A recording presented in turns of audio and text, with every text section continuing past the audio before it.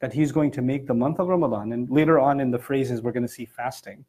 Because a lot of people get scared of fasting, right? That it's going to be hot, how am I going to do it? And for the Arabs, when the Arabs consider something hot, it must be really hot. Because hot is their normal.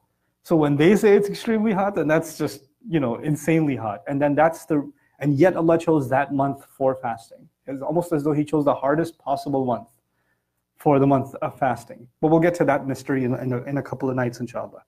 What I wanted to highlight today is Allah says that the first thing and the most important thing you need to know about this month is that Quran came down in this month. This month is important because this is the month that Allah gave relief to all of humanity, that Allah Azza wa Jal decided to speak to them for one last time directly to all of us. Allah Azza wa Jal gives us guidance in our personal lives, but this is one message that is relevant to every single human being directly from Allah from now until the last human being that walks on this earth. And He decided that conversation from Allah, that final conversation from Allah that should be recited and heard over and over again, should be sent down in this month. What does that tell you and me? That tells you and me that this is the month to connect with the Quran. This is the month to have a real relationship with the Quran, a real conversation with Allah after hearing what He has to say to us, what He's going to tell us. The word Quran, as opposed to kitab means book. Quran actually means recital, or something that is read out loud. And so the idea in it is that this is the month in which we should be gearing up to hear what Allah has to say and to prepare ourselves, especially. The other important thing, a mindset thing, Quran is sitting on our shelf, and Quran's sitting in your home, and Quran's on your apps now, right? It's accessible. You can and you've memorized it.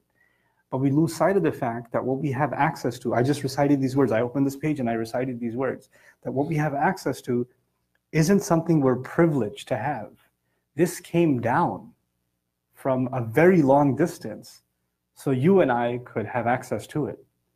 And we were privileged to have this access in this month. You're supposed to almost take a step back and in your mind have a reorientation. I'm reciting something that traveled across the 7 heavens from Allah, so I could read what He has to say, or I could listen to what He has to tell me.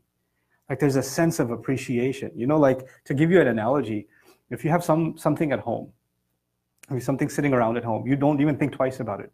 But if you see a new package, unopened, right, and it's international wrapping, and you could tell there's stamps, like whoa, what is this?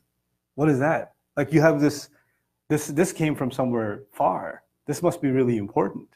This is delivery. That sense that this is not just something that's sitting around, this is something that came especially.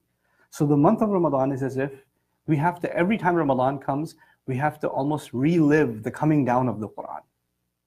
الَّذِي أُنزِلَ فِيهِ الْقُرْآنِ. It's remarkable to me also that in this ayah, Allah did not say that He sent it down. He said the Quran was sent down. That's the last thing I'll share with you for today. That the Quran was sent down. Let me compare the English. If Allah were to say, Allah sent the Quran down, He mentioned Himself. Allah sent the Quran down. And if He says the Quran was sent down, then He didn't mention Himself. That's the passive form. The Quran was sent down. When the passive is used, you don't mention the doer, meaning Allah is not mentioned. And the reason to do that in language is to focus on the object. The object becomes the subject. The object itself becomes the subject. So this is a way of highlighting the special awe we have to have of the Quran literally being sent down in this month. And that's captured also in the passive form, الَّذِي أُنزِلَ فِيهِ الْقُرْآنِ. So the first thing, first and foremost, psychologically, when we think of the coming of Ramadan, obviously we're thinking of fasting. Some people are thinking of, shopping. Some people are thinking of cooking and, iftars and socials and all this other stuff. These are the things that are associated with the month of Ramadan, all good. But you know what we lose sight of? Quran. And what we do with Quran, unfortunately, is that we reduce the Quran to just recitation in this month.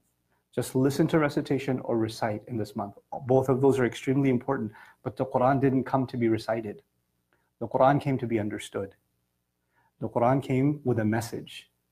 The Quran didn't come for sounds. The Quran came for a message.